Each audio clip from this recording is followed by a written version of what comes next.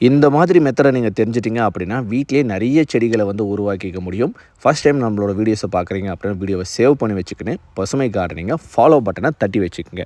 Recent டேஸில் நிறைய பேர் கேட்ட விஷயம் என்ன அப்படின்னா, செடிகள்லாம் எப்படிங்க உருவாக்குவாங்க, எக்கனாமிக்கல் மெத்தட் என்ன, கமர்ஷியலாக சேலுக்கு வருது அப்படின்னா எந்த மெத்தடை ஃபாலோ பண்ணுவாங்க, ஒரு மணி பிளான்ட்டை உருவாக்குறோம் அப்படின்னா நம்ம வீட்டில் வைக்கிற மாதிரி 1 அடி 2 அடியெலாம் வச்சாங்கன்னா மதர் பிளான்ட்டு எங்கே போய்ட்டு எடுத்து. ஸோ அதனால் 1 அடியில் இருக்கக்கூடியதே இலைய கணுப்பகுதிகளாக கட் பண்ணி இங்கே பாருங்கள் சின்ன சின்ன பீசஸாக எடுத்துப்பாங்க. அதுக்கப்புறம் ஒரு 10,000 பாட்டு அளவுக்கு மண் நிரப்பிப்பாங்க. நிரப்புனதுக்கப்புறம் எடுத்து வச்சுருக்க அந்த கட்டிங்ஸை சேஃப் ஃபங்கசைடு பூஞ்சான கொல்லி SAAF அப்படின்னு சொல்லக்கூடியது. ரீசெண்டாக நிறைய வீடியோஸுமே அதை பற்றி போஸ்ட் பண்ணியிருப்போம். இது வந்து ஒரு பூஞ்சான கொல்லி, பூஞ்சை பிடிக்காமல் இருக்கிறதுக்கு. பூஞ்சை தாக்குதல் வந்துருச்சு அப்படின்னா அழுகி போயிடும். அது அழுகி போகாமல் இருக்கிறதுக்காக அதில் தொட்டு இந்த செடிகளை வைப்பாங்க. இது வேர்கள் உற்பத்தி செய்கிறதுக்காக இல்லை. இந்த மாதிரி நடவு செஞ்சதுக்கப்புறம் மேலே ஒரு பாலித்தீன் ஷீட்டை போட்டு கவர் பண்ணுவாங்க.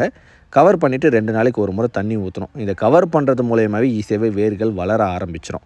டேரெக்டாக ஹேங்கிங் பாட்லேயும் வச்சிடலாம்.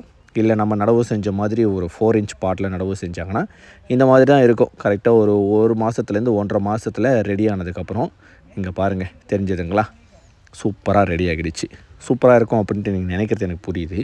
எப்படி இருந்ததுன்ட்டு வீடியோவில் சொல்லிவிட்டு ஃபாலோ பட்டன் தட்டி வச்சுட்டு ஃப்ரெண்ட்ஸுக்கு ஷேர்